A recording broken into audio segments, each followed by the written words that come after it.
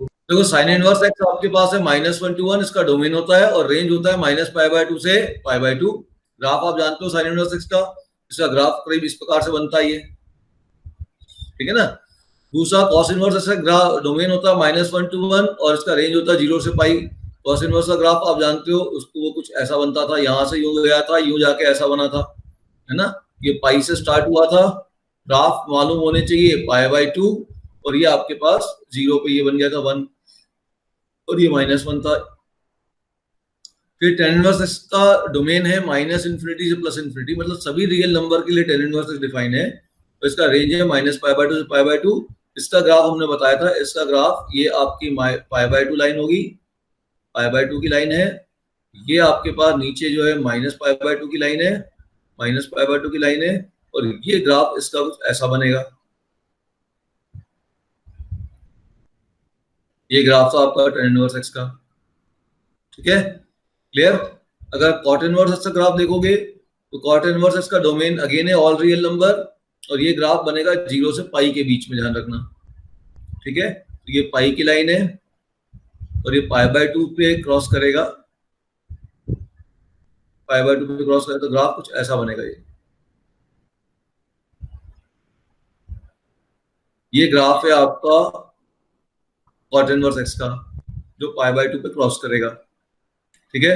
cosec inverse x का जो है, cosec इनवर्स एक्स को अगर आप ध्यान से देखोगे तो cosec इनवर्स एक्स का डोमेन है -1 से छोटा -∞ तक और 1 से ∞ तक, और cosec का ग्राफ है 0 से -π/2 से π/2।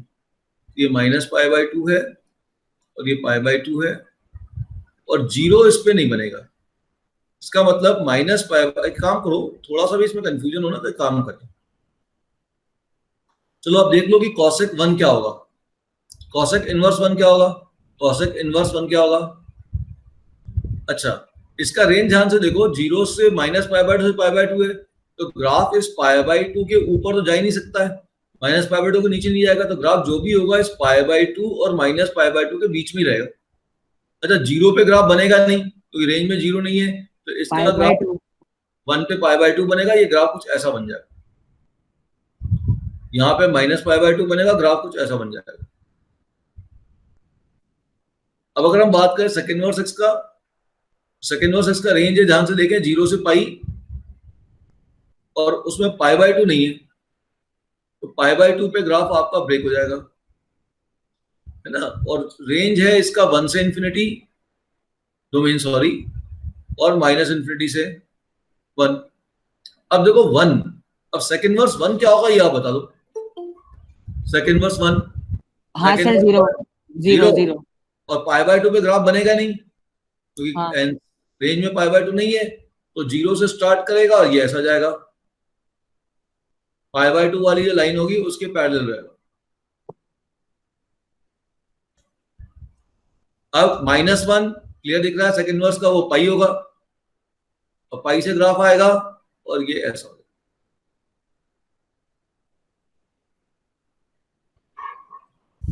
तो ये फंक्शन, इसका डोमेन, इसका रेंज, ये अपने को मालूम होना चाहिए विद ग्राफ। सर ऐसा लग रहा है कि कोसेक इनवर्स एक्स का जो साइन इनवर्स एक्स का था बस उसके एंड पॉइंट से बना दिया हो। तो जैसा भी लग रहा हो देख लो, जैसे भी याद हो जाए याद कर लो। मैंने तो डोमेन रेंज के से ही बना दिया ग्राफ, ये डोमेन रेंज तो हमें याद होता ही है, इसी से ग्राफ बना लो, दिक्कत क्या है।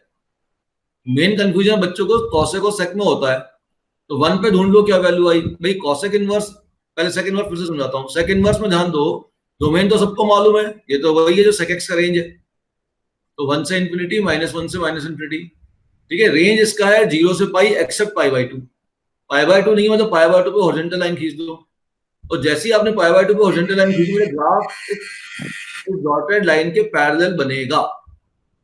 अब ढूंढ लो 1 पे कॉसेक सेक इनवर्स एक्स की वैल्यू क्या है।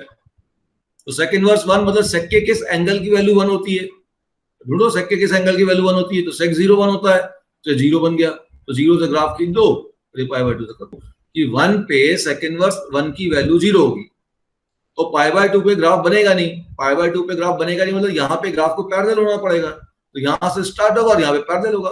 -1 से 1 के बीच में डोमेन तो है नहीं, इसके बीच में ग्राफ तो आएगा ही नहीं। तो ग्राफ 1 से इन्फिनिटी के लिए बनेगा या माइनस इन्फिनिटी से माइनस इन्फिनिटी के लिए बनेगा? वही 1 से इन्फिनिटी के लिए ग्राफ अब ऐसा बन जाएगा। -1 पे क्या वैल्यू होगी? सेकंड इनवर्स -1 की वैल्यू पाई होगी, और ग्राफ माइनस इन्फिनिटी से या -1 के बीच में ही बनेगा, और इसके पैरेलल होना चाहिए क्योंकि ये उसमें आंसर में नहीं है। तो ये ग्राफ ऐसा आ गया और ये हो गया। क्लियर होगी बात? वैसे ही कॉसेक में देखो, मैं ग्राफ से बात समझ रहा हूं भाई, आप आपस में कैसे रिलेट करना चाहते हो, कैसे याद करना चाहते हो, वो आप याद करो। मैं तो ऐसे सोचूंगा, -1 से 1 इसके डोमेन में नहीं आता, 1 से इन्फिनिटी आता है, -1 से माइनस इन्फिनिटी आता है। इसके बीच में -1 से 1 के बीच में ग्राफ तो बनेगा नहीं, 1 से इन्फिनिटी बनेगा, ठीक है। अब 1 पे वैल्यू क्या वो निकाल लो, कॉसेक इनवर्स 1। कॉसेक इनवर्स 1 मतलब कॉसेक की किस एंगल की वैल्यू 1 होती है वो ढूंढो, वो आपके पास π/2 मिल जाएगी। ये π/2 हो गया, और π/2 है, और ये तो उसमें आंसर में आना नहीं है, तो ग्राफ ऐसे जाएगा और 1 से इन्फिनिटी के बीच में ग्राफ बनेगा ना बेटा, ऐसे जाएगा और ऐसा आपका पैरेलल रहेगा इसका। अब चलो क्वेश्चन पे आते हैं। Find the domain of the function sin inverse -x²। चलो ये लेता हूं सेकंड वाला, वो तो बहुत इजी है। तो ये देखिए डोमेन का मतलब क्या है, जैसे cos इनवर्स x का डोमेन क्या था? What is domain of cos inverse x? x lie between -1 to 1, ये इसका डोमेन था। और रेंज क्या था इस फंक्शन का? क्या था बताओ? y लाई, अगर y cos इनवर्स x है तो y इज बिटवीन -π/2 से π/2। अब तो हमने पूछा cos इनवर्स x का डोमेन क्या है, तो cos इनवर्स x के डोमेन का मतलब है जो cos इनवर्स x के अंदर, जो cos इनवर्स के अंदर क्वांटिटी लिखी गई है, जो cos इनवर्स के अंदर क्वांटिटी लिखी गई है, वो वाली क्वांटिटी -1 से 1 के बीच में होनी चाहिए। और अगर ये अंदर वाली क्वांटिटी -1 से 1 के बीच में है, तो इसका जो आउटपुट आएगा, जो cos इनवर्स x की जो वैल्यू आएगी, जो y की वैल्यू आएगी, वो -π/2 से π/2 के बीच में होगी। तो चलिए इसको देख लेते हैं। तो अगर y क्वेश्चन है y equal to cos inverse x² -4, तो अब ये जो x² -4 है, ये x² -4 है, ये हमेशा -1 से 1 के बीच में होना चाहिए। अब इस 4 को हटाने के लिए, डोमेन के लिए होना चाहिए ना, डोमेन के लिए cos इनवर्स के अंदर का जो भी क्वांटिटी है उसको -1 से 1 के बीच में होना पड़ेगा। भाई मान लो ये क्वांटिटी 2 हो गई, सपोज कर लो ऐसा आ गया, आपने बोला नहीं साहब वो तो मैं 1 से बड़ी ले रहा हूं, आप cos इनवर्स 2 ले रहे हो या 1.5 ले रहे हो, तो बताओ cos के किस एंगल की वैल्यू 1.5 होती है? क्या तुम्हारे पास कोई ऐसा एंगल है जिससे cos की वैल्यू 1.5 होती है? ऐसा तो है ही नहीं, तो ये तो पॉसिबल ही नहीं है। तो इसीलिए cos इनवर्स के डोमेन के लिए cos इनवर्स के अंदर की जो भी क्वांटिटी होगी उसको -1 से 1 के बीच में रखना है। और डोमेन का मतलब हम जानते हैं इनपुट की वैल्यू निकालना, या इनपुट वेरिएबल कौन है? x। तो हम यहां से x की वैल्यू निकालेंगे। अब ये -4 हटाने के लिए हम दोनों तरफ ऐड कर देंगे 4, तो जाएगा 4 - 1 x² -4 + 4 1 + 4। तो x² की वैल्यू चली गई आपके पास 3 से लेके 4 के बीच में। अगर x² 3 से 4 के बीच में है तो x की वैल्यू क्या होगी? मैं जो बोल रहा हूं ध्यान से सुनना, आप दोनों तरफ रूट ले लो। जैसे ही आप रूट लोगे तो ये √3 आएगा और √4 मतलब 2 आ जाएगा। तो एक x की वैल्यू तो चली जाएगी तुम्हारे पास √3 से 2, सॉरी 4 और 1 5 है ना, सॉरी √3 से √5, ध्यान दो √3 से √5। अच्छा जब रूट लोगे तो माइनस भी तो आएगा, तो प्लस थोड़ी आएगा भाई। 3 का अगर मैं अंडर रूट निकालूंगा तो प्लस माइनस √3 आएगा। तो एक और केस बनेगा -√3 और -√5। अब -√3 और -√5 में छोटा कौन है? तो आपका -√5 छोटा है। तो दूसरा एक और आंसर इसका बन जाएगा कि x लाई बिटवीन -√5 से -√3, ये दोनों इसके डोमेन हो जाएंगे। So domain of this function will be equal to close interval -√5 to -√3 union close interval √3 to √5। जैसे मैंने कहा sin इनवर्स ln x, ठीक है, fx is equal to sine inverse ln x। तो फिर वही बात हो गई, साइन इनवर्स के अंदर की वैल्यू किसके बीच में होनी चाहिए थी, बोलो। साइन इनवर्स के अंदर की वैल्यू किसके बीच में होनी चाहिए थी, -1 से 1 के बीच में। -1 से 1। अब ln का बेस कौन है, e है। मैं पूरा लिख देता हूं समझ जाने के लिए, ये है log बेस e x। अब अगर मुझे यहां x की वैल्यू चाहिए तो log हटाना पड़ेगा, और log हटाने के लिए एंटी लॉग लेना पड़ेगा। एंटी लॉग का मतलब क्या होता है, देखो समझो ध्यान से फिर से। अगर a की पावर xn है तो यहां पे log का मतलब होता है log n to the base a equal to x। ये लॉगरिथम है, ठीक है। a की पावर x अगर n है, अगर ये एक्सपोनेंट का रिजल्ट है, तो log का मतलब है log n, इस वाला ये log का नंबर हो जाएगा to the base plus a equal to x। और यदि log n to the base a equal to x है तो ये एंटी लॉग का मतलब है, दिस इज एंटी लॉग। तो एंटी लॉग का मतलब है इस बेस की पावर में राइट हैंड साइड को चढ़ा दो, that must be equal to this n। So n will be equal to a की पावर x, ठीक है।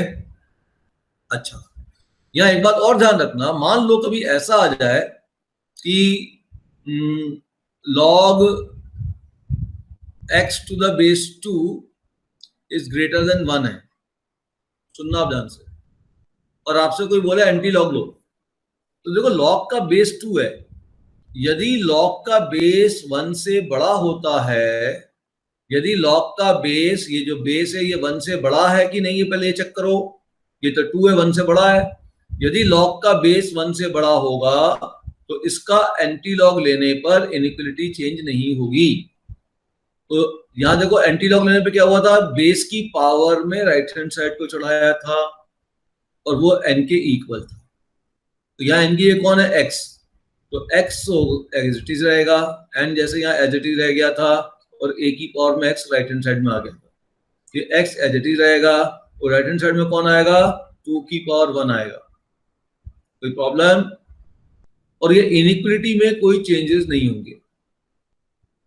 इनइक्वालिटी में कोई चेंजेस नहीं होंगे, इसलिए नहीं होंगे क्योंकि जो इसका बेस है वो है 2 जो कि 1 से बड़ा है। अब यदि मान लो क्वेश्चन ऐसा आ जाए कि log x to the base 1/2 हो जाए ग्रेटर देन 1। अब log का जो बेस है वो 0 से 1 के बीच में है। log का बेस किसके बीच में बेटा, 0 से 1 के बीच में है। तो अब जैसे ही एंटी लॉग लूंगा, क्योंकि बेस 1 से छोटा है, 0 से 1 के बीच में है, नेगेटिव नहीं हो सकता है बेटा, बेस नेगेटिव नहीं हो सकता। नहीं, क्योंकि ये बेस आपका क्या है, 1 से छोटा है, 0 से 1 के बीच में है, तो एंटी लॉग लेने पे ये इनइक्वालिटी रिवर्स हो जाएगी। तो x छोटा हो जाएगा 1/2 की पावर 1। ये कॉन्सेप्ट, इतनी बेसिक कॉन्सेप्ट क्लियर होना चाहिए। तो ऐसा है कि log of x to the base e is between -1 to 1। अच्छा, e क्या है, e की वैल्यू होती है आप सभी जानते हो 2.71। तो ये तो 1 से बड़ा है। अब लॉग हटाने के लिए आपको एंटी लॉग लेना पड़ेगा। एंटी लॉग लेना मतलब बेस की पावर में राइट हैंड साइड को चढ़ाना पड़ेगा। अब क्योंकि बेस आपका 1 से बड़ा है, तो बताइए एंटी लॉग लेने पर क्या ये इनइक्वालिटी सेम रहेगी कि बदल जाएगी? ये तो सेम रहेगी क्योंकि बेस आपका 1 से बड़ा है। तो अब आप लिखोगे x is greater than equal to e की power -1 and less than equal to e की पावर 1। भाई इस बेस की पावर में इसको चढ़ाना था ना, देखो ध्यान से, इस बेस की पावर में इसको चढ़ाना था, तो e की पावर में 1 को चढ़ाऊंगा, e की पावर 1 लिखूंगा, लेकिन इनइक्वालिटी सेम रखूंगा। ठीक है, तो आपका आंसर हो जाएगा x should be between 1/e to e। लेकिन ये फाइनल आंसर है क्या, इसके ऊपर भी विचार करना पड़ेगा। डोमेन में आप लोगों ने पढ़ा होगा बेटा कि जितने भी फंक्शन है सबके सब डिफाइन होने चाहिए। अभी आपने तो केवल साइन इनवर्स को डिफाइन किया, अभी हमने किसको डिफाइन किया बच्चे, साइन इनवर्स को डिफाइन किया। अब किसको डिफाइन करना है, लॉग को भी तो डिफाइन करना है। तो लॉग को डिफाइन करने की कंडीशन क्या होती है? लॉग के अंदर की क्वांटिटी 0 से बड़ी होनी चाहिए। इसको तो और सॉल्व करने की जरूरत नहीं है। तो लॉग के डिफाइन होने के लिए लॉग के अंदर की क्वांटिटी 0 से बड़ी होनी चाहिए। तो आपके पास अब रिजल्ट ये बन गया, this comma x should be greater than 0। तो x हमको ऐसा चाहिए जो इन दोनों कंडीशन को एक साथ सेटिस्फाई करे। इसका मतलब हमारा x जो होना चाहिए इन दोनों का इंटरसेक्शन होना चाहिए। तो इंटरसेक्शन कैसे निकालोगे? तो आप पहले जीरो जीरो शामिल नहीं है तो उसमें खाली गोला डाल दो, इस पे लाइन खींच दो, 0 से बड़ी वैल्यू हो गई अप टू इन्फिनिटी। फिर अपन यहाँ पे देखो, फिर यहाँ 1/e, 1/e तो 0 से बड़ा है लेकिन 1/e हो गया और ये e हो गया। ठीक है, अब इन दोनों की वैल्यू, इसके बीच में वैल्यू देख लो, तो ये आपके पास ये हो गया। दोनों का कॉमन शेडिंग कहाँ पे है? 1/e से e। देखो finally domain of this function will B 1/2। हमने ये बताया था कि ये एंगल 0, यहाँ पे हम रखेंगे -π/2, यहाँ π/2, यहाँ पाई। थर्ड क्वाड्रेंट में एंगल कभी नहीं जाएगा। इन दो क्वाड्रेंट में कौन कौन सा फंक्शन आएंगे? इसमें आएंगे sign inverse x, tan inverse x और cosec इनवर्स x आएगा। और इन दो क्वाड्रेंट में, जो ब्लू पेन से बनाया, इन दो क्वाड्रेंट में कौन कौन सा आएंगे? इन दो क्वाड्रेंट में आएंगे cos inverse x, sec inverse x और cot इनवर्स x आएंगे। मतलब अच्छा, ये बात भी बताई थी कि फर्स्ट क्वाड्रेंट में सभी छह के छह फर्स्ट क्वाड्रेंट में लाई करेंगे 0 से π/2। देखो ब्लू लाइन भी और ब्लैक लाइन भी। तो अगर x 0 से बड़ा होगा, ये अंदर का x की वैल्यू अगर 0 से बड़ी होगी तो इसका आउटपुट हमेशा 0 से π/2 आएगा। ध्यान रखना, हर इनवर्स का आउटपुट एक एंगल होता है, और अगर अंदर का इनपुट x पॉजिटिव है तो आउटपुट फर्स्ट क्वाड्रेंट में ही आएगा।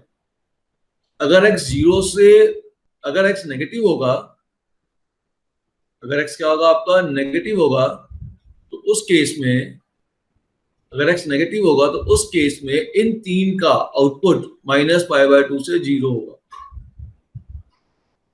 ठीक है, cosec इनवर्स x 0 नहीं बनेगा, ध्यान रखना। और अगर x नेगेटिव होगा तो इन तीन का आउटपुट 0 से पाई होगा। ठीक है, और आपका sec इनवर्स x π/2 नहीं बनेगा, ये ध्यान रखना। ये तो ऑलरेडी ग्राफ हमने देख लिया था। अब जैसे मैंने क्वेश्चन कहा आपसे कि बताइए कि भाई cot इनवर्स की वैल्यू निकालना चाहता हूं, बताइए cot इनवर्स √3 कितना होगा? अब अगर बच्चे को कुछ नहीं मालूम, बोले साहब मुझे तो समझ में कुछ नहीं आ रहा, बोलूंगा ठीक है कोई बात नहीं, तुम एक काम करो, तुम्हें अगर इनवर्स के रिजल्ट नहीं याद हो रहे तो एक और काम कर सकते हो। हम जानते हैं हर इनवर्स एंगल होता है, cot इनवर्स √3 को आप थीटा मान लो, cot। अब दोनों तरफ cot लगा दो, तो cot inverse √3 equal to cot theta. ये तो ऑलरेडी बता चुका था मैं, cot से cot इनवर्स कैंसिल हो जाएगा, सो cot थीटा इज √3। अब तो बहुत क्लियर है, cot theta √3 what is theta? तो थीटा आपके पास हो गया π/6। तो अब मैं कह सकता हूं, अगर कुछ याद नहीं है तो ऐसे लिखना है, तो cot इनवर्स √3 इक्वल टू π/6। अब मान लो कि ऐसा हो जाए कि मैं पूछूं आपसे कि बताओ cot इनवर्स -√3 क्या होगा। अब फिर एक बच्चा बोले नहीं, मैं तो पूरा सॉल्व करना चाहता हूं, तो फिर वही काम करो, cot इनवर्स -√3 को थीटा मान लो बच्चे। ठीक है, तो cot थीटा कितना हो गया बताइए? डायरेक्ट लिख दिया, cot थीटा हो गया -√3। अब थीटा की वैल्यू बताइए जिसके लिए cot थीटा -√3 होता है, ढूंढिए वो वैल्यू। तो एंगल निकालना पड़ेगा ना आपको। cot कहाँ नेगेटिव है? सेकेंड क्वाड्रेंट में नेगेटिव है। और कहाँ नेगेटिव है cot? फोर्थ क्वाड्रेंट में नेगेटिव है।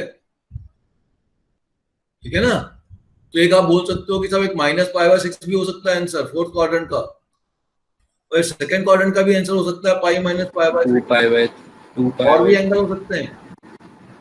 लेकिन अब ध्यान दीजिएगा, ये वाला आंसर हम यहाँ cot में कंसीडर नहीं करेंगे।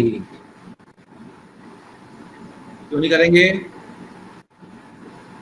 क्यों नहीं करेंगे कोई बताएगा? रेंज में नहीं है। हाँ, ये cot का रेंज होता है 0 से पाई, और 0 से पाई में ये नहीं आ रहा, इसलिए इसे हम कंसिडर नहीं करेंगे। क्लियर है?